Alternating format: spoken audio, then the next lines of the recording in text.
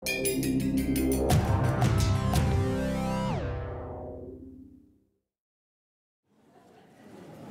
pleasure to welcome everyone to the second One Health, One Medicine Forum. My name is Matt Williams. I'm with Hawthorne Bank here in Columbia, and we're very pleased to sponsor this event. Great things happen at the University of Missouri each and every day, and I think it's important for those of us in the community to learn about the amazing research and care that's taking place right here in our own backyard. This time, I'm honored to introduce Dr. Hal Williamson, Jr., Vice Chancellor for Health Services at MU. Dr. Williamson has been with the university for nearly 30 years. After completing a fellowship here in 1982, he joined the Department of Family and Community Medicine as residency director. After a 2-year sabbatical at the University of Washington in Seattle, where he studied the scope and quality of health services in rural America, Dr. Williamson returned to MU as Associate Chair of the Department of Family and Community Medicine. He became chair of that department in 1998 and was named to his current role of Vice Chancellor in 2009. Please join me in welcoming Dr. Hal Williamson.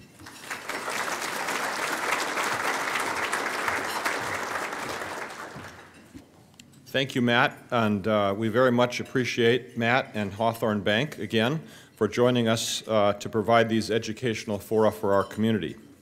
We frequently hear from people across mid-Missouri, and we were just discussing it at breakfast this morning. Those people want to know a little bit more about what's going on at our MU health system, and what I've learned from these last two fora is that I need to learn a little bit more what's going on at the MU health system also. It's very educational for me.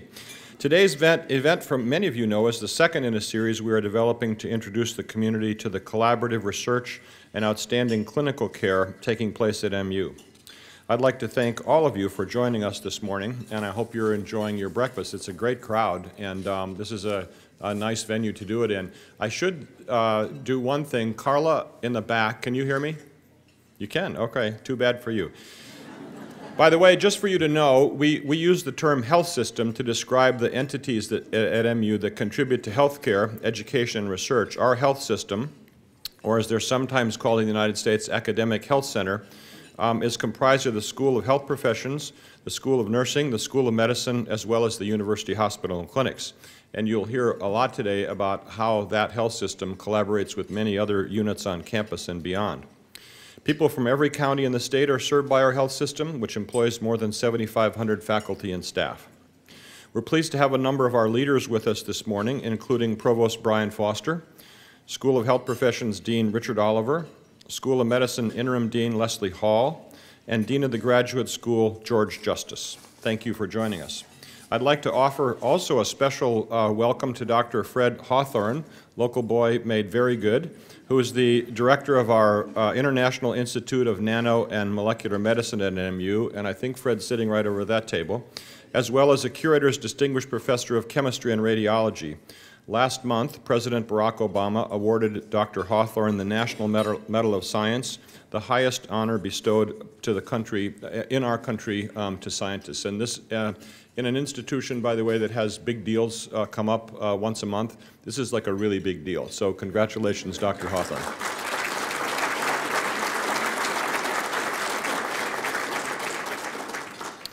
Before I go on, I'd like to take a minute to ask each of you to locate a response form that looks like this. It's in your packet, right, probably under your plate. Hopefully, Don Schilling didn't spill any eggs on it this morning. So if you, we're looking for your ideas about what you would like to know about MU. So if you, last time I did not do a good enough job of discussing this and we didn't get very many returns. If you could fill it out with your name and you can leave it at the table on the way out or at your table. And we're interested in what are the kinds of things that we're doing here at MU that you know about that you'd like to learn more. Future editions of this breakfast series are being developed and we'd appreciate your feedback. The University of Missouri is unique in many ways, but for this morning's purpose, it is one of only a handful of universities nationwide with schools and colleges of agriculture, engineering, medicine, nursing, health professions, and veterinary medicine all on one campus. Additionally, and very important for today's conversation, we are home to the most powerful university research reactor in the country. This wide array of expertise and resources give the university unusual opportunities to address real-world problems, and you'll see a little reference to that this morning in some of the videos. We refer to this as the Mizzou Advantage. This is the brainchild, I believe, of Provost Foster. At least since it's working pretty well, I like to give him credit for it. And because of the Mizzou Advantage, we were able to recruit top scientists, some of whom you'll meet today, attract prominent scholars and scientists, and also attract top students. We're also, and you'll hear about this today, able to create jobs and improve the quality of life for people in Missouri and beyond. Mizzou Advantage is comprised of 4 dynamic initiatives: Food for the Future, Media of the Future, Sustainable Energy, and the one we are highlighting in part today, One Health, One Medicine. And for those of you who haven't been involved in this, this is the university's way of saying, how do we focus on the things that our university is uniquely great at? What are those things? And how do we highlight those, provide resources, and help those grow to make our university even more special? Today, One Health, One Medicine focuses on the convergence of animal and human health, and we're privileged to have some of the top faculty members in these fields with us here this morning. Bios of today's speakers are included in your packets if you'd like to know more, but I'd like to take a minute to personally introduce you to each of them. Dr. Carolyn Henry, from whom you'll hear in a minute, is a professor with dual appointments in the College of Veterinary Medicine and the School of Medicine. And some people think that's sort of strange, and you'll see this morning why that's so important. She also serves as the Associate Director of Research for Ellis Cancer Center. Dr. Henry is the primary facilitator for the Mizzou Advantage One Health, One Medicine initiative, and she'll describe its mission and goals to you in a minute. As you'll hear, this is an important part of keeping our community connected to the advancements within our own health system right here in Columbia. Dr. Jeffrey Bryant, who you'll also see shortly, is an Associate Professor of Oncology in the Department of Veterinary Medicine. He'll speak to us today about comparative oncology, might be a new phrase for some of you, and comparative medicine. Mitch Wasden is the CEO and COO of University of Missouri Healthcare. He has experience in several healthcare industry sectors, including physician practice management, hospital management, and health insurance. He will provide an overview of the MU health system, including its impact on the local economy, and he'll highlight the new patient care tower in Ellis, opening later this month, and something we're really proud of. We hope you can get a chance to tour over there.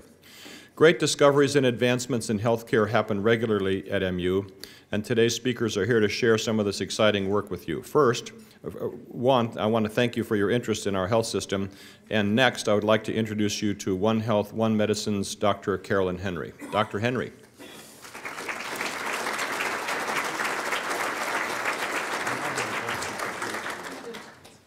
Good morning. What a great turnout. Thank you guys. Can everybody in the back hear okay? You heard that he called me strange. That's a great introduction. I'm really excited about the information we're going to share with you this morning. I'm going to start out by talking a little bit about what One Health and One Medicine means, and particularly in the field of oncology, what that relates to. So Hal alluded to this, but there is a One Health initiative globally, and really the idea behind this is that we're dedicated to improving the lives of all species, both human and animal. And by integrating human medicine and veterinary medicine, we found that we can make some of these advances much more efficiently.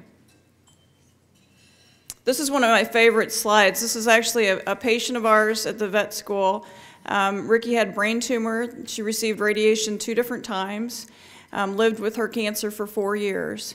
And the quote here, "Cancer, unlike politics and religion, is not a topic of controversy. No one is for it." And that's kind of the theme here. It doesn't matter who we're dealing with that has cancer, we're all in that same fight together. So I want to talk a little bit about comparative oncology and maybe redefine that for some of you.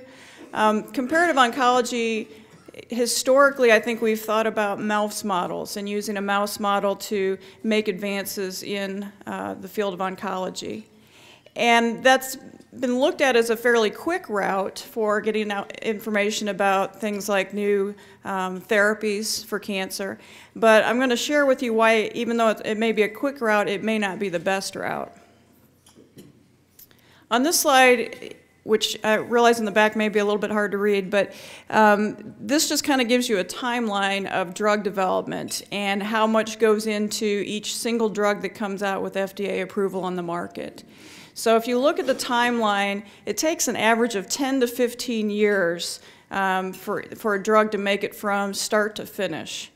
And for every drug that gets approved by the FDA, there are 5,000 to 10,000 compounds that didn't make it along the way. And one of the problems historically has been the reliance on the use of rodent models. And there are a few reasons why these may not be the ideal model for all situations. First of all, in order to produce cancer in a rodent model, they have to have an incompetent immune system. So to start with, we're not using a normal system. Their tumors lack heterogeneity, and what that means is it's more of a monotonous tumor population in this model versus what happens in real life. The tumors progress really rapidly, and so we've got a short time frame to look at the results from our therapy. And there are biosampling limitations, which is my way of saying it's easier to draw blood from a dog than it is from the tail vein of a mouse. There are some advantages of using companion animal models, and when I say companion animal models, we deal with dogs probably more often than any other species. These are dogs that come into the clinic with naturally occurring cancer. And for many of these diseases, we may not have what's called a standard of care in veterinary medicine, and so that gives us more flexibility in terms of what we can try with new therapies. The size and the structure of these larger animal models are more conducive to using the same sorts of imaging, the same sorts of surgical techniques. And we can assess outcome when treating minimal disease, meaning we can remove a tumor and then look at the lifetime of that patient afterwards, which is difficult to do in a mouse model. So if we try to put numbers to how many patients we have to deal with in veterinary medicine, it's been estimated that about 36% of Americans own a dog, and about 30% own cats. And I think it says cats because sometimes people that own cats tend to own more than one. So that puts us at about 74 million cats and about 70 million dogs in the U.S. And the figures for how often those patients actually make it in for routine veterinary care, it's about 130 million visits per year to veterinarians in the U.S. for dogs. Now, what may surprise you is that in dogs, cancer is the leading cause of death. And the estimate is that about 1 in 4 dogs will develop cancer in their lifetime. And of those dogs that make it to greater than 10 years of age, almost half of them will develop cancer. So this isn't a model we're having to produce. It's out there and it's plentiful. So if we look at how often we see cancer in some of these companion animal species versus humans, there's about 381 cases per 100,000 dogs, and that's even more than what we see in people or in cats. And if we look at the types of cancer that occur in dogs and cats and people, you can start to see differences perhaps that give us clues about what causes those types of cancer. So the top line is non-Hodgkin's lymphoma and leukemia. Very similar numbers between dogs and people, much higher number in cats due to feline leukemia virus. If we look at things like lung cancer, we don't have a whole lot of dogs that smoke cigarettes, and so the numbers are low on there compared to what we see in humans. And then if we look at things like stomach and intestinal cancer, we see a lot more of that in humans versus animals, probably related to the monotonous diet that we feed our pets throughout their lifetime as opposed to what we choose to pick from the buffet table outside. So why are these animal cancer models useful? Well, first of all, importantly, they share our environment. So the same sorts of things in the environment that can cause cancer in you and I can cause it in our pets.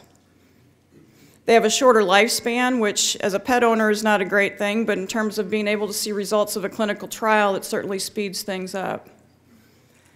Their tumors are spontaneously arising. These happen without any intervention from us. We don't have to create the cancers.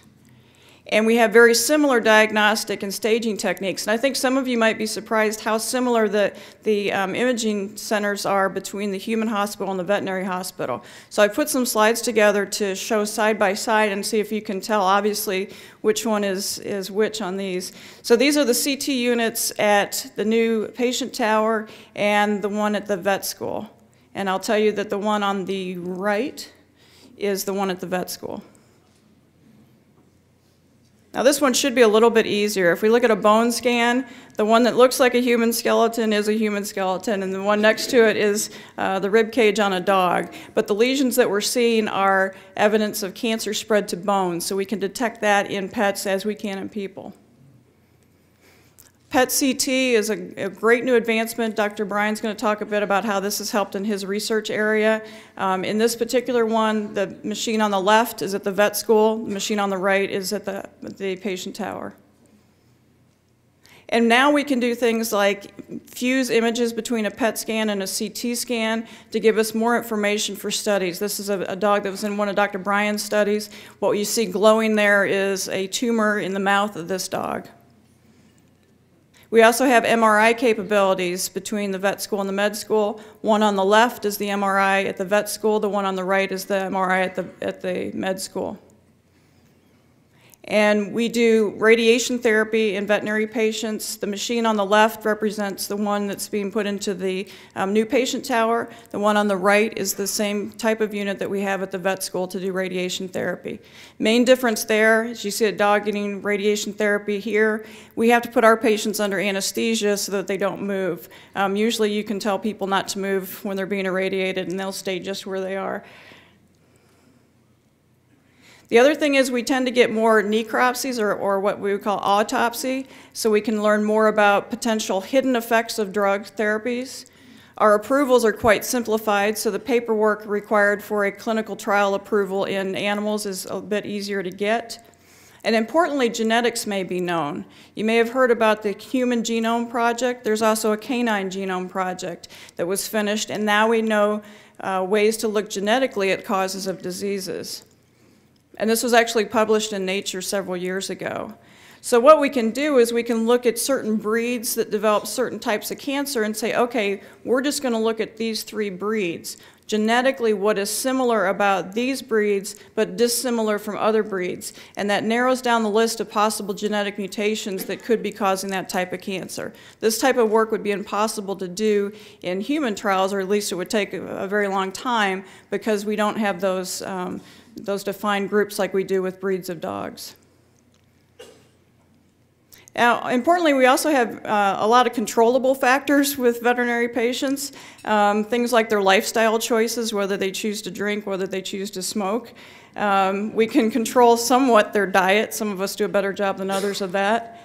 Hormonal status, we can decide if they're going to be intact or neutered. That probably can't do that with most of our human counterparts.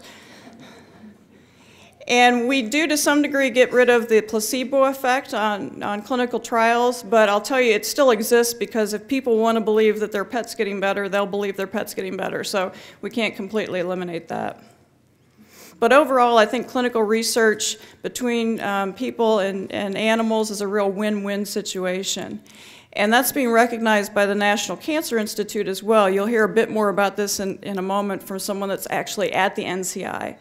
But we're fortunate to be part of 2 comparative groups. One is the Comparative Oncology Trials Consortium. When this started out, there were only 8 institutions in the nation chosen to be a part of this by the NCI, and the University of Missouri was one of those charter members. We're also part of the Canine Comparative Oncology and Genomics Consortium, which is a biospecimen repository of tumors. So if you find the cure for bone cancer 10 years from now, you can go to that biospecimen repository and say, I need samples of bone cancer so that I can prove that this is a useful therapy, and you'll have that at your disposal. And then if you want more information, this is actually the National Cancer Institute's website. The picture down in the corner is actually Clay Anderson, who is a melanoma doc here, and I are looking at a dog that we're attempting to do a melanoma vaccine for. And this is basically going to be a parade of different hairstyles that I've had through the years, so I've got red hair there, and The colors changed. And also on this website, you'll see that you can look up clinical trials that are available across the country, just like you can for human clinical trials. This indicates COTC 18, so we've done 18 trials since the inception of the COTC, and we've got 2 that are currently open. Now, what you may not realize is that just about everything we do in veterinary oncology is off-label. We use the same chemotherapy drugs, we use the same types of therapy that are used in humans, but they're not labeled for use in dogs, with the exception of 3 things. There is a canine oral melanoma vaccine that was developed in a collaboration between veterinarians at the Animal Medical Center in New York and physicians at Memorial Sloan Kettering Cancer Center. So another example of how that synergy can work. And then there are 2 FDA-approved drugs. One has conditional approval, the other has full approval for tumors that have a certain receptor mutation. But this is it. 3 drugs and everything else we're doing is off-label. What we're trying to do at the vet school is conduct a number of clinical trials to try to advance our knowledge in areas of therapy and diagnostics. This is just a list of the ongoing clinical trials that we have right now, but you'll see that many of the same tumor types that are of concern for people are being looked at in terms of therapy and diagnostic trials at the vet school. And the reason this is working so well at the University of Missouri is the breadth of expertise that we have all on one campus. I can't even make a slide that's got it all on there, but things like folks at the engineering school, working with folks at the med school, at the vet school, we've got a school of law, so things like intellectual property come into play, and the research reactor we'll hear more about in a moment. And you've heard that we've got the most powerful research reactor, and just to put that into perspective, this is a list of all of the research reactors associated with academic institutions that have a vet school. And if we look at those that also have a med school, the list gets narrowed down to 5 other than the University of Missouri. And you'll also note that if you look at the power, the one at the University of Missouri is certainly way more powerful than any other one in the U.S. And we talk about the close proximity of all the expertise on this campus, and just to put that into perspective, first, if you can orient yourself, I don't have okay, just orient yourself to the stadium. I think that's a common sight for most folks. This star represents the medical school, the university hospital, and the nursing school. The vet school is within walking distance as long as the weather's good. And the nuclear reactor is here. So physically, these are all very close in proximity, and that makes a real difference in terms of translational research. A great example where all 3 of these have come together to create an FDA-approved product is the story of the radiopharmaceutical samarium. It's used to treat bone lesions. So, for instance, prostate cancer that's spread to the bone is used in that application. It was developed at the research reactor, tested in animals at the vet school, and then made it into the human market and is used clinically today. So that's a great example of something that's gone through the entire step right here on this campus. And we're building new bridges between basic science and clinical application in 2 important ways. We now have an Institute for Clinical and Translational Science that focuses on this type of discovery, as well as a new clinical research center that opened and is literally a bridge between the School of Medicine, School of Nursing, and the hospital. So we can conduct phase 1, early phase clinical trials at this facility. So overall, I think we've got a fantastic synergy that's happening in a research setting that leads to advances in our hospital. We're going to show you some videos that will hopefully highlight some of that for you, and then we're going to follow that up with some words from Dr. Bryan.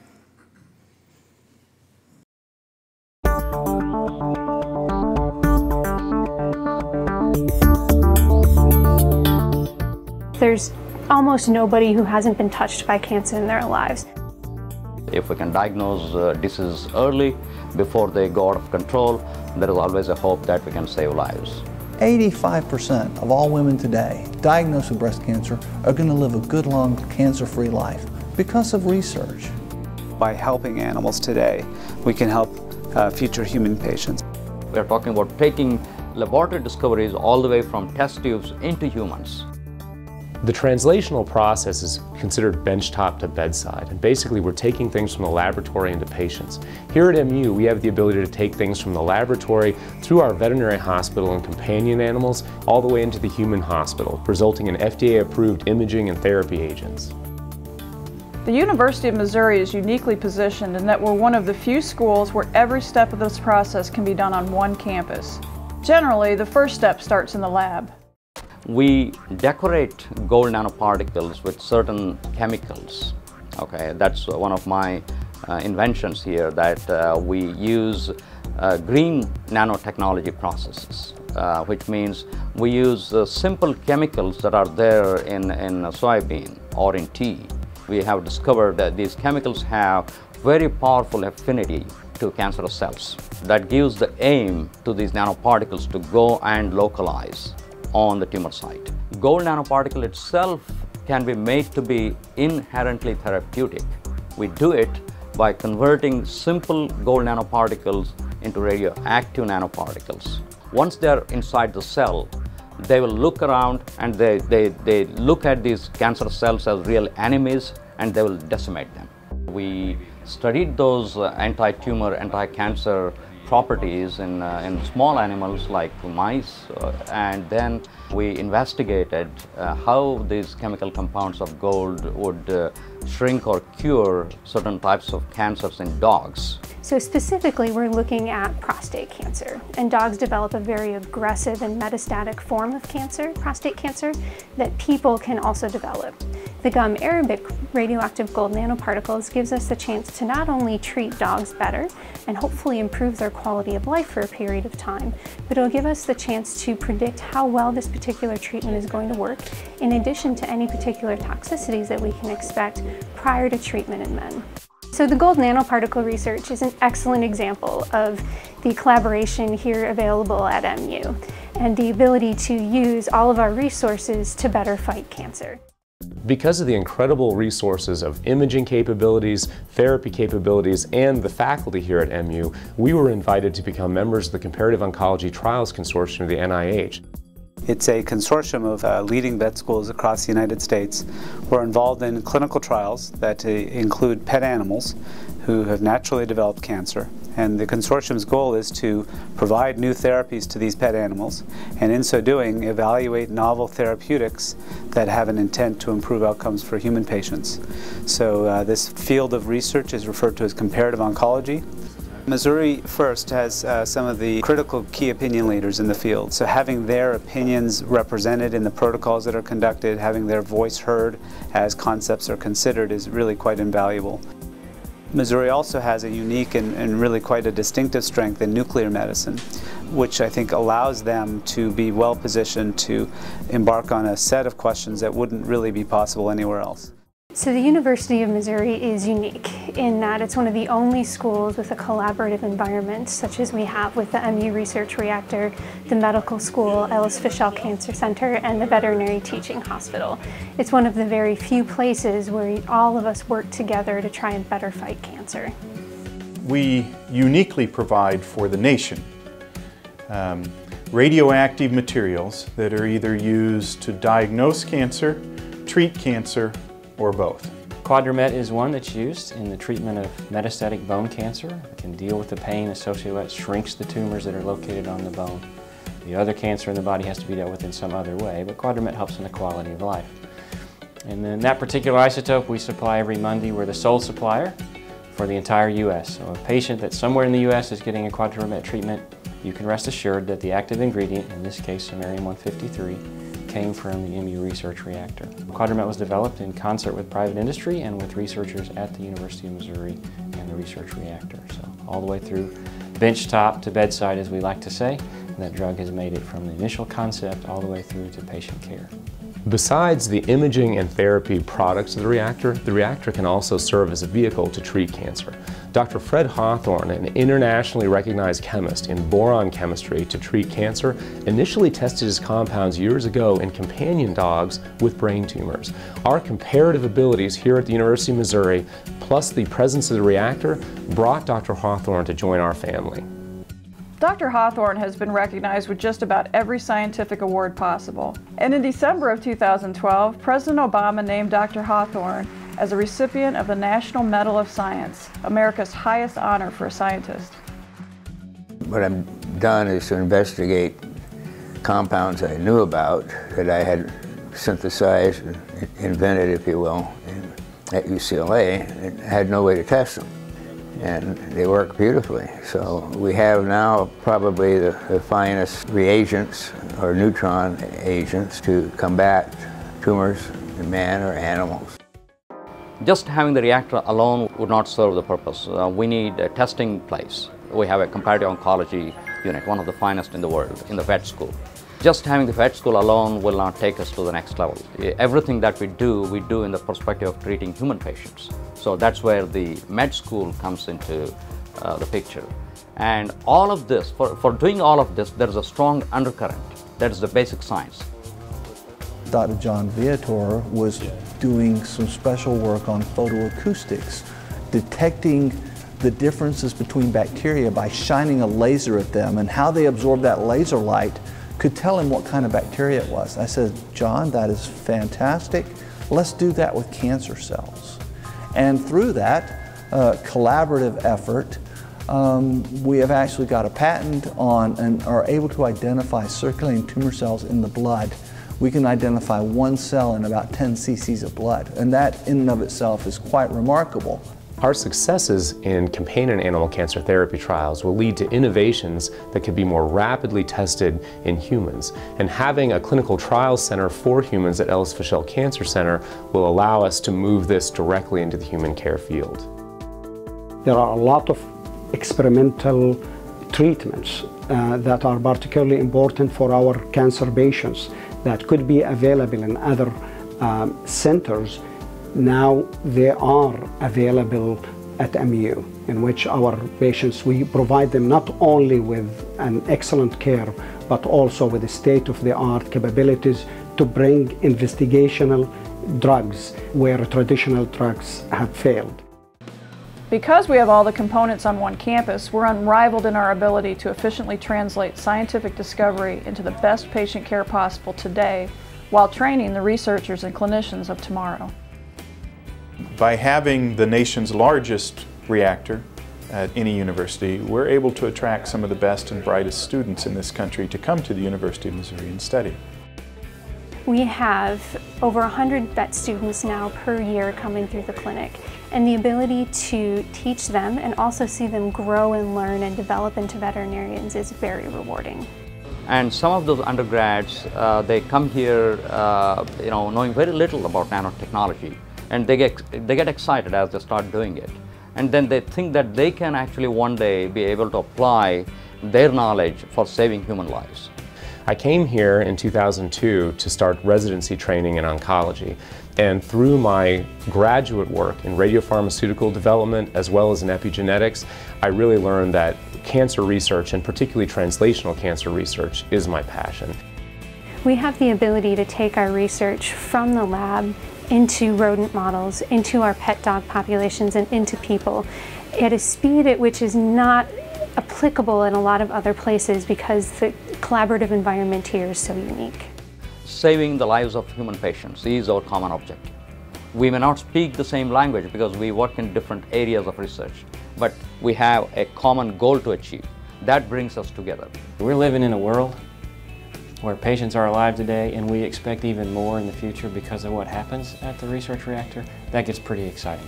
I came back to Mizzou to be a faculty member here because of all of the resources on campus.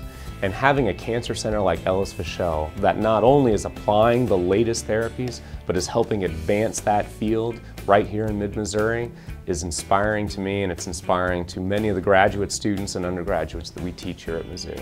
We have a tremendous future that we can save millions and millions of human lives.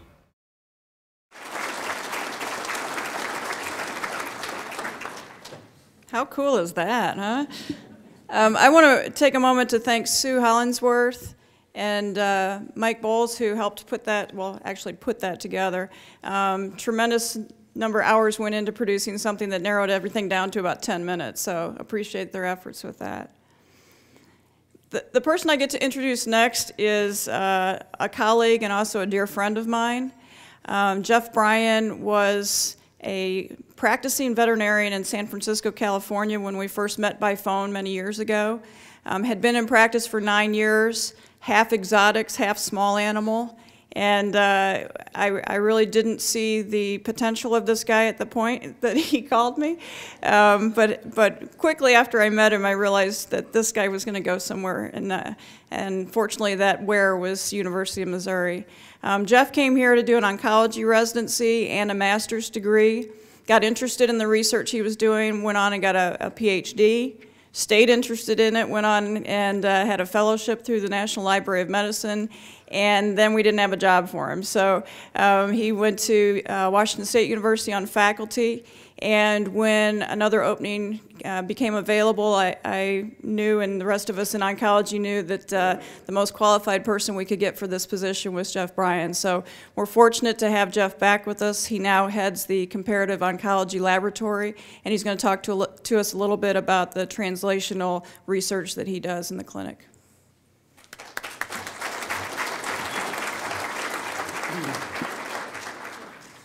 As Carolyn said, I spent 9 years out of veterinary school from UC Davis doing small animal exotic practice in San Francisco.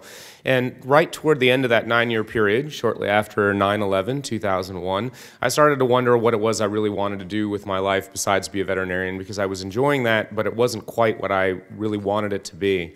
And a good friend and mentor of mine, Dr. Steve Crow, literally one of the very first veterinary oncologists in the world, told me, you should look at the University of Missouri because they have this dynamic young oncologist there, Carolyn Henry, who's heading up their program. They have a medical school and they have a research reactor. There's a lot there. You should take a look. Well, Steve missed out on a lot of things that are here at Missouri, and coming here to Missouri was the best decision I ever made, and it was truly altering, career altering for me, because I intended to come, get clinical training, and go back to California where I grew up, where my whole family is, and became completely enamored of Mid-Missouri, completely enamored of oncology research, and decided to make a career of that, and it has been incredibly rewarding. And it's stories like this, that this slide represents, that make it most rewarding for me. And this is a story of a boy and his dog. And granted, this is a big boy, and he's a somewhat aged boy, but this boy and his dog share a really important bond, and that is that both of these individuals suffered from prostate cancer. And fortunately, Jim was caught early in his prostate cancer, and he had surgery, and he had radiation therapy, and he is now alive and well and has not recurred in his prostate cancer. But unfortunately for his friend Touché, Touché was actually caught quite late in the course of his prostate cancer. But because of some very recent advances in treating dogs with radiation therapy, and because of the chemotherapy that we already understand works in humans that we could apply to dogs, we were able to extend Touché's life by more than a year. And Jim will be forever grateful that he and Touché got that extra year together. And unfortunately, Jim does face the possibility that he could wind up with Touché's kind of prostate cancer in the future that's very aggressive, very intractable, and doesn't respond to our common therapies anymore. And that's why it's very inspiring to us in our comparative oncology group to be so directly involved in prostate cancer research, so that in the future, if Jim does have a recurrence, we will hopefully have discovered something that can make a huge difference in his treatment. And it's pairs like this, like Jim and Touché, that really are what bring us to work every day and help us to move forward in our comparative oncology research. You heard the story in the video of Quadramet. We call it Samarium in the vet school, and we are actually moved on to a new generation of that. But Quadramet was born here at the University of Missouri. It was tested, in large part led by Dr. Jim Latimer, a veterinary radiologist in the College of Veterinary Medicine, in dogs, first in beagle dogs to see if this was even tolerable, and then it was tested in dogs that actually had tumors that affected their bone of a number of different kinds, and it showed surprising efficacy, and that led ultimately to the approval in human medicine to allow this to be used. And as we said in the video, this is really the only campus where we would be able to take all of this from a reactor through a veterinary school into a medical school and make it an FDA-approved product. So it's really a remarkable thing.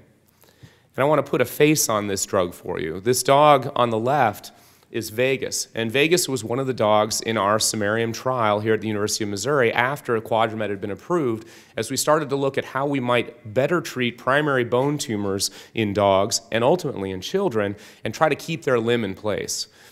When kids and dogs get bone tumors, much of the time we have had to amputate their limb in order to get rid of the primary tumor.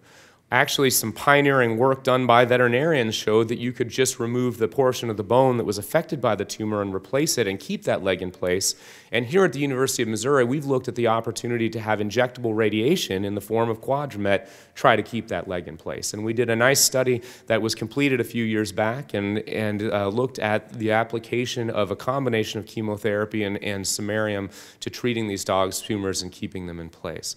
And Vegas was a wonderful dog who got a lot of extra time thanks to this incredible advancement in Quadramet. When I left here at the University of Missouri and went to Washington State University, they had no capability of treating dogs with radioactive materials like this to treat their cancers. And so with donations from a client, I was able to open a radiation isolation there and started treating patients with samarium at Washington State University. And the patient on the right-hand side is a dog named Cassie, who was our very first dog. And because of the insistence of her family, knowing our research here at the University of Missouri of the samarium, wanting that particular treatment for their dog, I was able to force the radiation safety office there at Washington State to open the radiation isolation for me to allow us to treat this dog. And that is one of now several dogs that have been treated there, and they're able to treat with a number of other radioactive radionuclides that help treat cancer.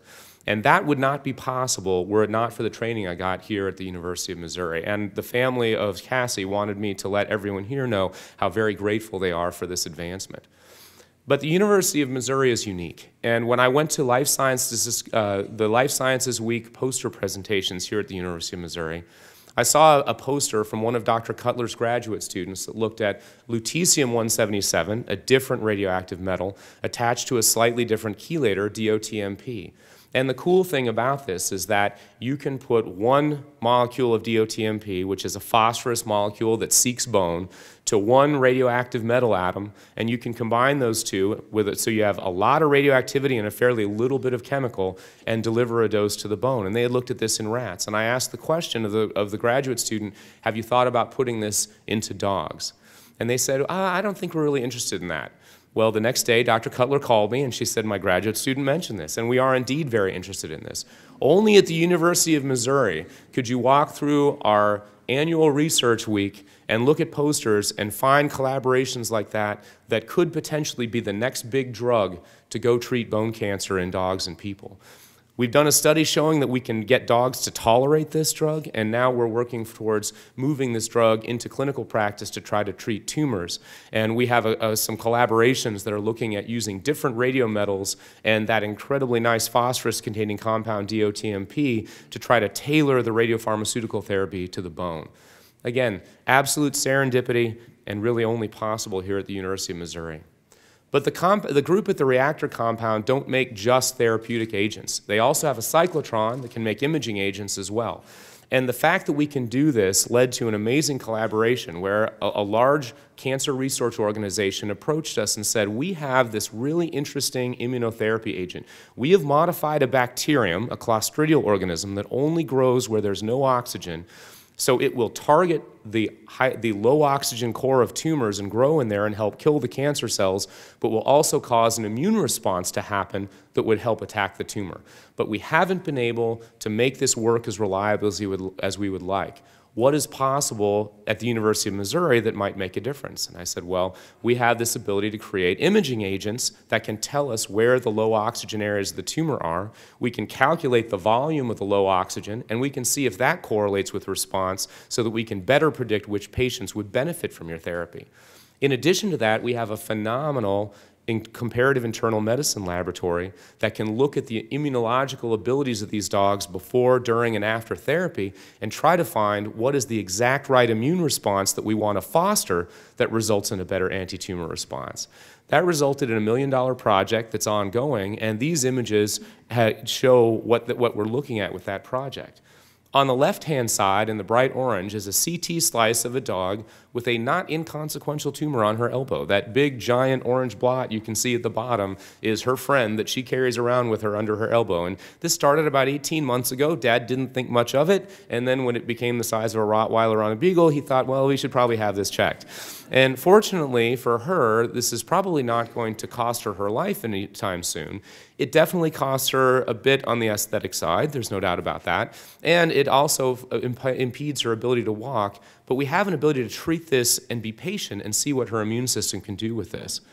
So on the left-hand side in the orange, this is a scan that shows the metabolic area of her tumor. Everywhere that's bright orange is very active metabolically and is well oxygenated.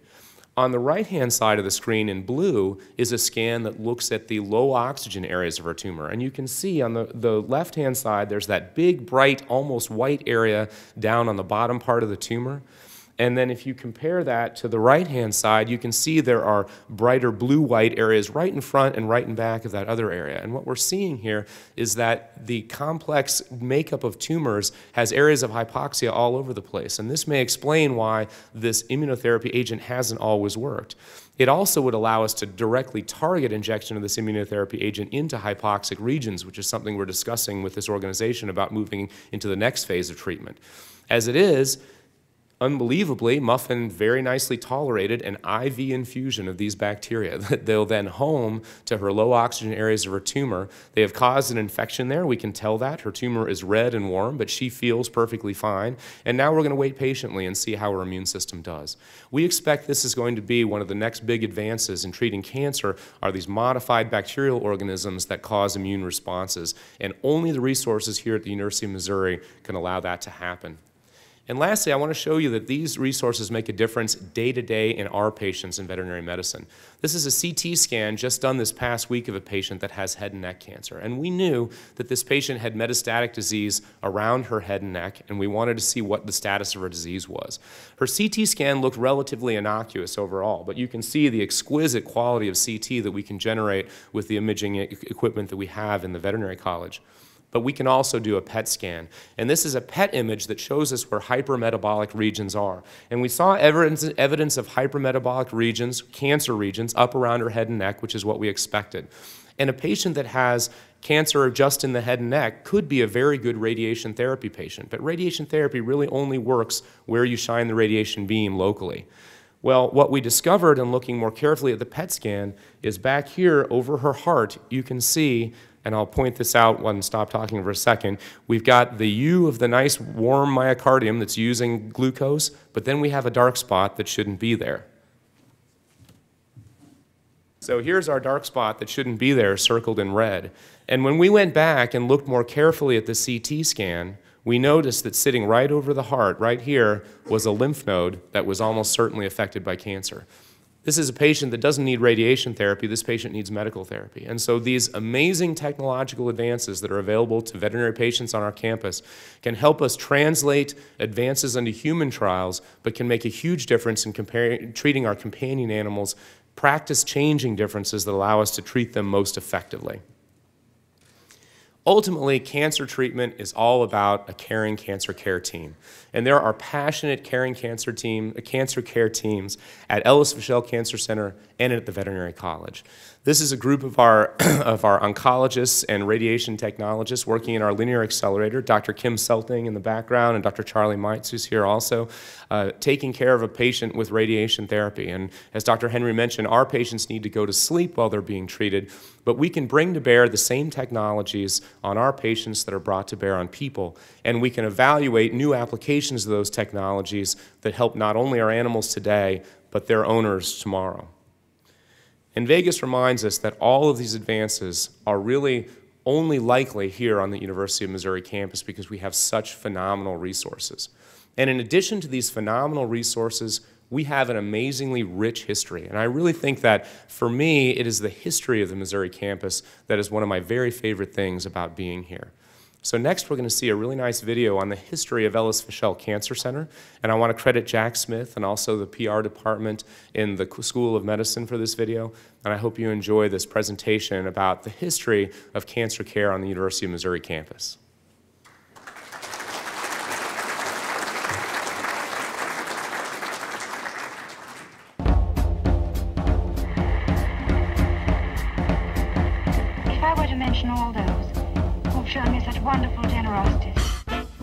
The year was 1940. The Pentagon was in the process of being built. Joe Louis was heavyweight champion of the world. The Golden Gate Bridge was only 3 years old. And war clouds were gathering over Europe. On the home front in Colombia, there was preparation for another kind of war. On April 26, 1940, Ellis Fischel Cancer Center opened its doors, and Missouri's fight against cancer was on. Ellis Fischel was the first state cancer hospital west of the Mississippi. The idea was spearheaded by Governor Lloyd Stark, who referred to its creation as the crowning accomplishment of his administration. Governor Stark stressed the importance of a cancer hospital available to the humblest of citizens. In 1937, Governor Stark signed a bill establishing the hospital and a state cancer commission. The commission was chaired by a respected St. Louis surgeon, Dr. Ellis Fischel.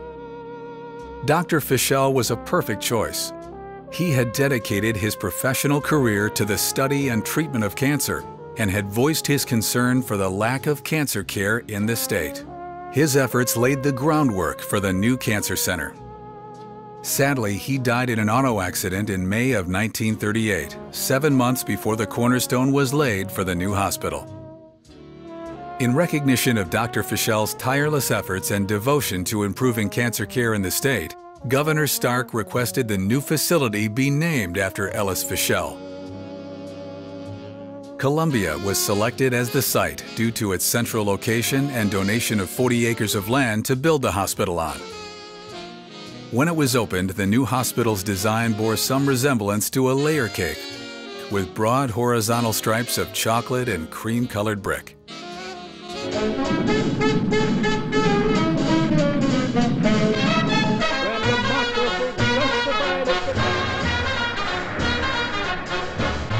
After the opening of Ellis Fischel, the U.S. entered World War II bruised and shaken and exited as the most powerful country in the world. Americans came together as never before, working as one for survival and strength. They became known as the Greatest Generation. For Ellis Fischel, too, it was a decade for growth and strength.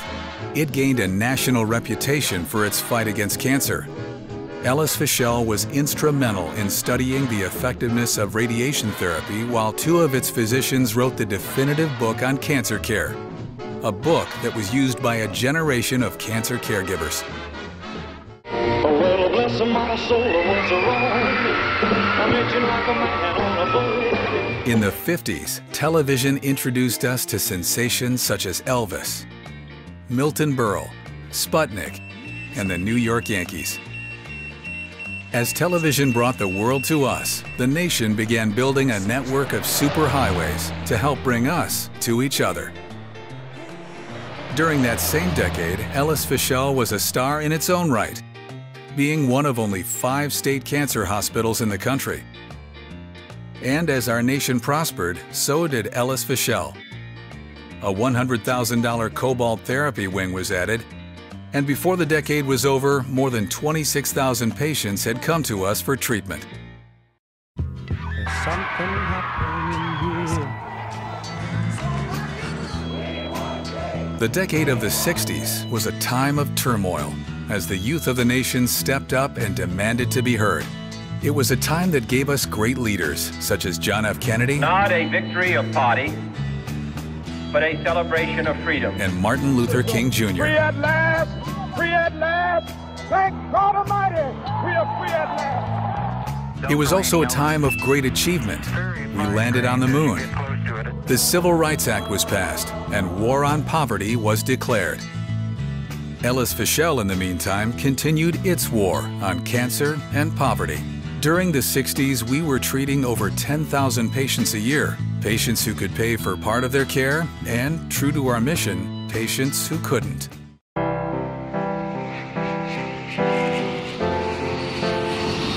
The 70s was a time for new technology. The Concorde supersonic passenger jet, the first U.S. space station in Skylab. Computers, video games, and microwave ovens made their debut. New technology also arrived at Ellis Fischel. With a new linear accelerator to more precisely target radiation treatment, Ellis Fischel researchers participated in the first clinical studies on interferon, now a common chemotherapy drug. In 1973, the legislature approved $7.8 million to construct a new wing, and the 3-story addition opened 2 years later. The decade of the 80s, a time of great change. New names like Cabbage Patch, Nintendo, VCRs, and Farm Aid. In Columbia, Missouri, MU's research reactor is awarded approval for its first commercial radiopharmaceutical, paving the way for future radiopharmaceuticals to treat cancer. And in an era of new names, the name of the facility is changed to Ellis Fischel State Cancer Center.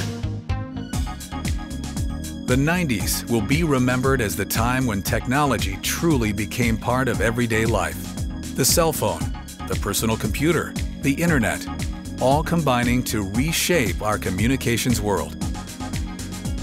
1990 at Ellis Fischel will be remembered as the year of the merger with the University of Missouri, combining their strengths in cancer research and treatment.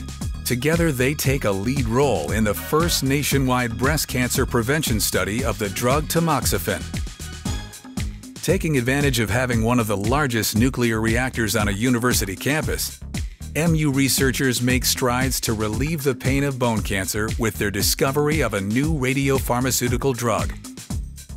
And U.S. News & World Report ranks Ellis Fischel one of the nation's top 30 centers for cancer care. As the 21st century begins, more than 100 clinician specialists and other scientists are working together to improve and save the lives of cancer patients. In 2004, the Missouri legislature designates Ellis Fischel as the state's official cancer center. Today, 70+ years after Ellis Fischel opened its doors, the world has changed. Patients are surviving cancer like never before, as new research gives us the ability to detect cancer at its earliest stages, while we develop new and better ways to treat it. Ellis Fischel has been at the forefront of these changes, and now we're in a new home. We occupy the first 2 floors of University of Missouri Healthcare's new patient tower. Our state-of-the-art facilities are unmatched in cancer care. Now, the oldest cancer hospital west of the Mississippi is also the newest. I hope you dance.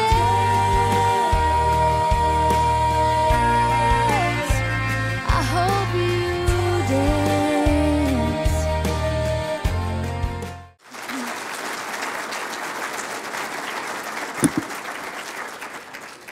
We've heard a bit about the history of Ellis Fischel. And there are a lot of new leaders in place. I want to introduce a few of those. First of all, the Interim Associate Director of Clinical Services, Dr. Paul Dale.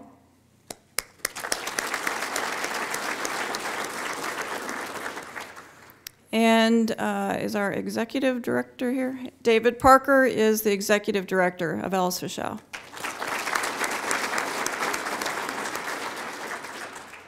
Now I'd like to turn the podium over to Mitch Wasden, who is our CEO and COO of University Health Center. Can't never get that straight. And he's going to lead us into the next part of the presentation, which gives us some very exciting news about Ellis Fischel and the new patient tower.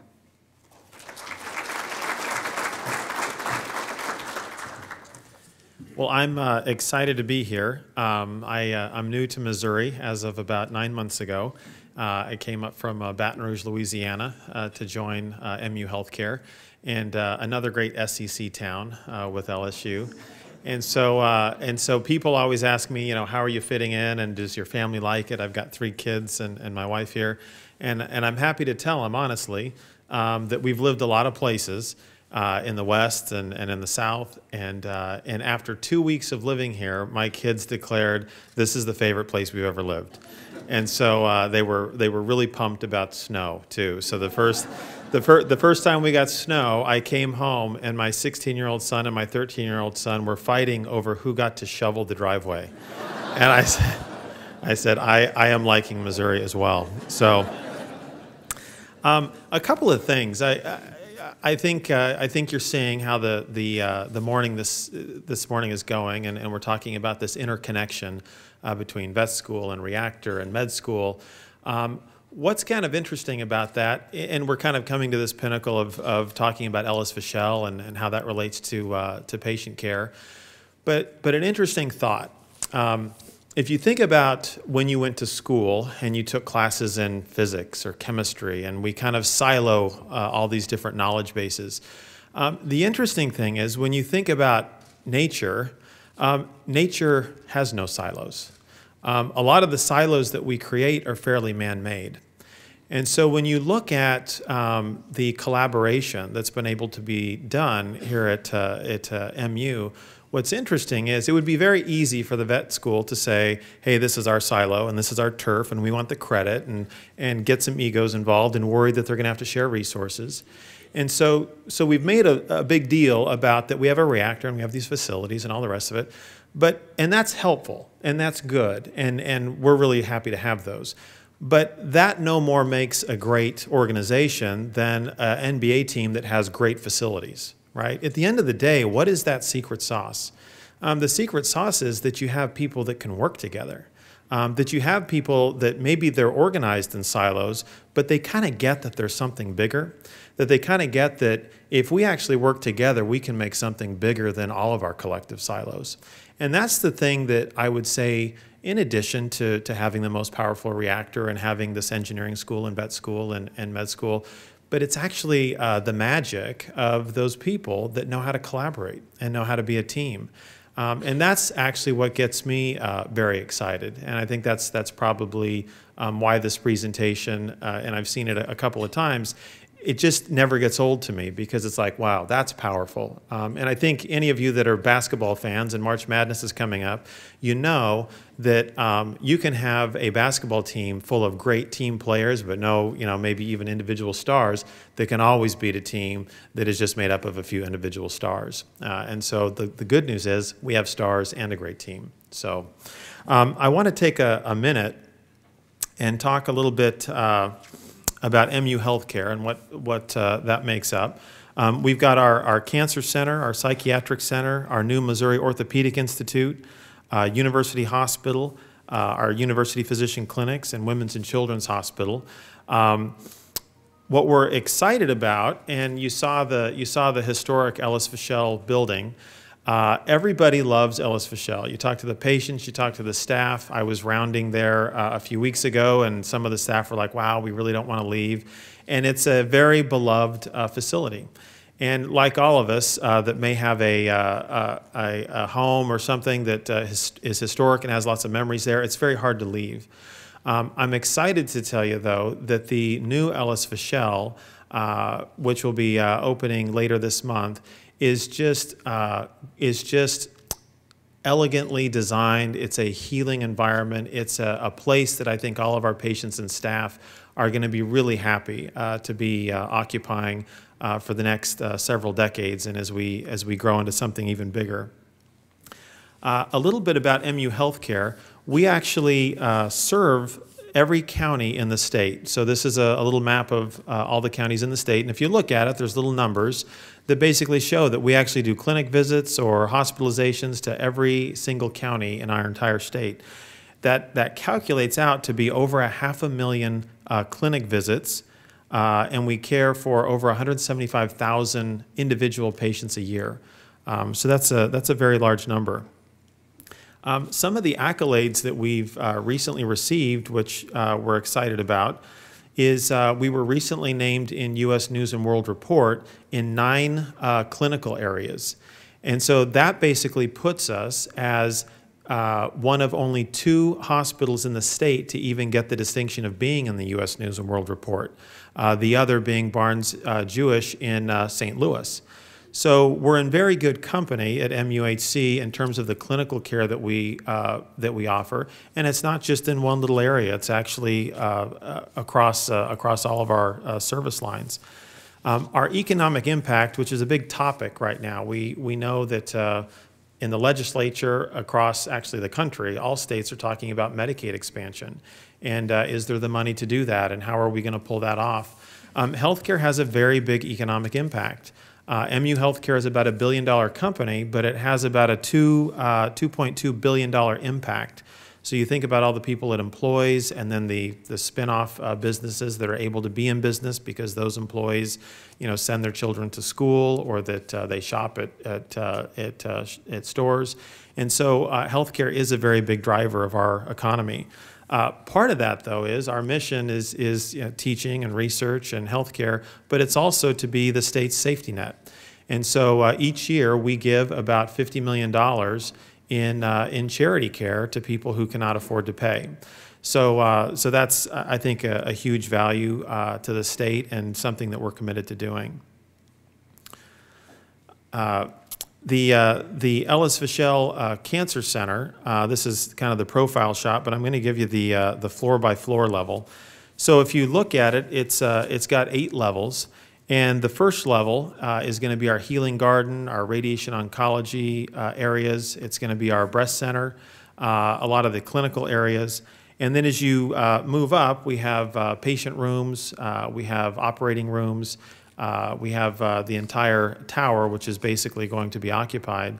And hopefully, those of you that can make it will be able to get a full tour of that. The patient care tower cost about $200 million to complete. And so, so it wasn't cheap, but we were at the point that Ellis Fischel had, the building was out of its useful life and it was time for a replacement facility. We want to, at this time, thank some of the people that have made this possible for us to do Ellis Fischel. And one of the things that I think you're seeing in healthcare right now is, as resources are tighter, a lot of these amazing things that we do, whether it's in research or teaching or in clinical care, really are not possible without grateful patients and people who essentially say, hey, I see a need and I would like to be part of the solution to fill that. And so at this time, we'd like to ask if Guy and Ellen Brown could stand and just take a minute to thank them. Guy and Ellen Brown have made possible for us School of Medicine scholarships, a WIG endowment program, a bench in our healing garden, and the Dr. Mike Nichols Colon Cancer Research Fund. And so we'd like to give you a round of applause for your help there.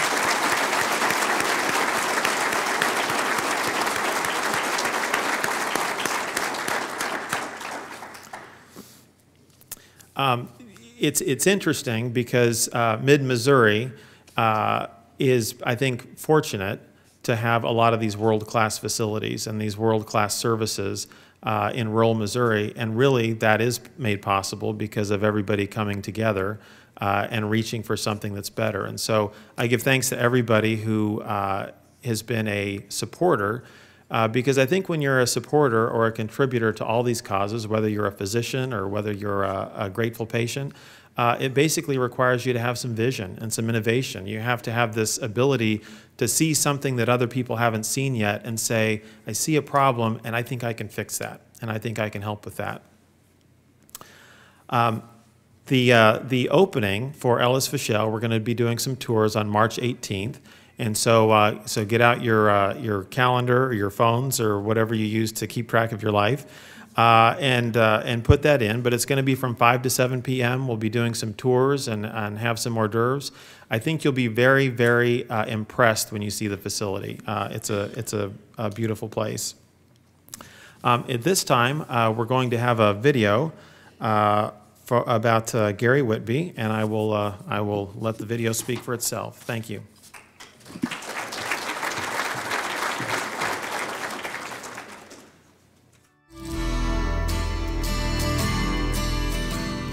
For 57 years, I've had pretty good health. I've never had any problems whatsoever. All my checkups have always been good.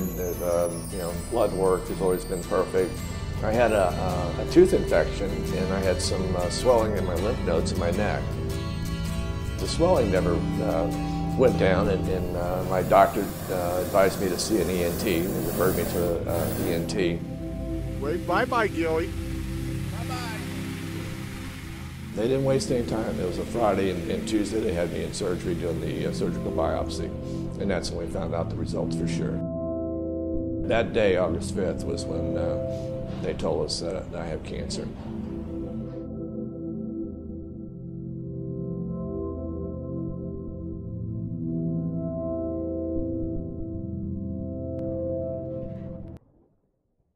Yeah, they were pretty forward with it. They didn't beat around the bush. They asked me about symptoms.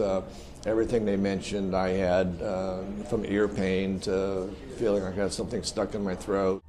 If you believe that a patient has to give consent to treatment, the word consent has to include truth. Otherwise, it's not consent. I have to believe that most patients want the truth. And I know that's true because many of them come back in other situations and say, hey, you didn't lie to me before, tell me what I'm facing now.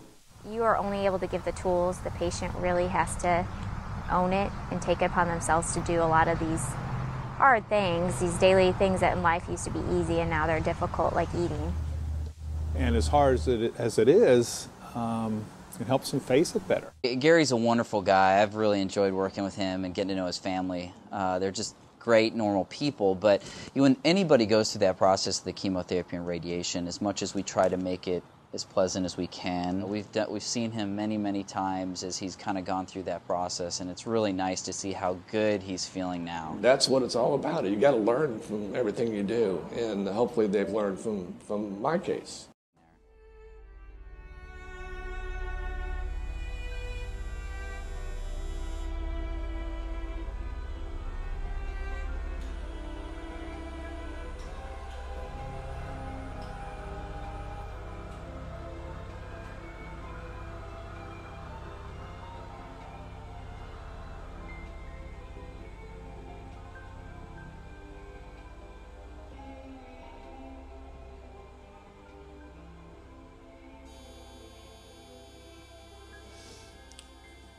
I would like to say thank you to your staff at the University and Ellis hospitals.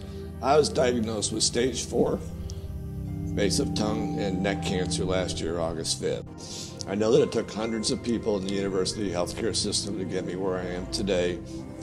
If you see the goldfish hot air balloon flying in the skies over Columbia, you can rest assured that it's still there as a result of the skill, hard work, and care of the university healthcare system staff. Thank you. She's going home, ready to fly, free at last, wave goodbye, softly whispering on the air, sound of feathers from afar.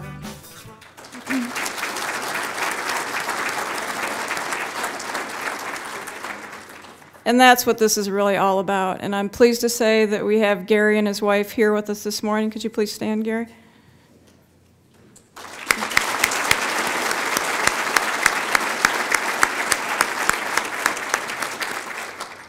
So I hope we've given you a flavor of the span of oncology here at the University of Missouri, what makes this place really so unique and gives us advantages nobody else has. We have two final pieces of business. We have a giveaway, and we're going to draw 3 names. I would just ask if you're here, raise your hand when I call your name, and we'll give you the gift afterwards so we don't take too much time with this. If I draw my mother, it's not because I'm cheating. Bob McDavid.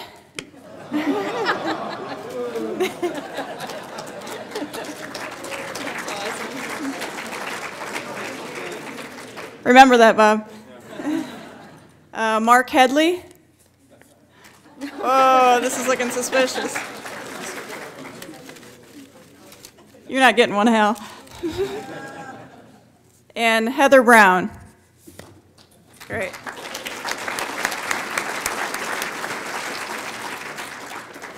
So at this time, I'd like to ask Hal to come up and give us some concluding remarks, and true to our word, we're going to get you out of here by 9 o'clock. So thanks very much. By the way, Mayor McDavid tells me that this is the first time he's won a new car, so he's pretty happy about that. Thanks to all our speakers today. I'd like to just ask you for one more round of applause, please, for Dr. Henry, Dr. Bryant, Mr. Wasden, and to Gary Whitby. Thank you very much for sharing your stories.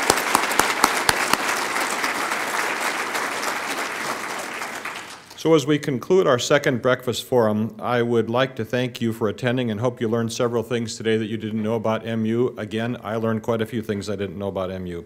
We really do appreciate the opportunity to share with this work with members of our community, and we hope that you, if you have more questions, that you'll single people out and come up and ask, say, what was that all about? Because I'm going to do that, that's for sure. Thanks again to Matt Williams and Hawthorne Bank. Matt, thank you very much. For sponsoring One Health, One Medicine. Round of applause. Thank you. Our next forum will be held in the fall, and as I mentioned earlier, we want these forums to cover topics of interest to you, so please do share your ideas with that little card that you have on your table. Either leave it at your table or at the registration desk. In closing, I'd like to agree with Mr. Wasden. Please come and see our new Ellis Cancer Center Tuesday, March 19th from 4 to 6, but he already told you to put it on your phone, so you probably already know. Thank you again. I'm happy to answer up here. I'll volunteer all these speakers to answer questions for you if you have them at the end, and thanks for coming.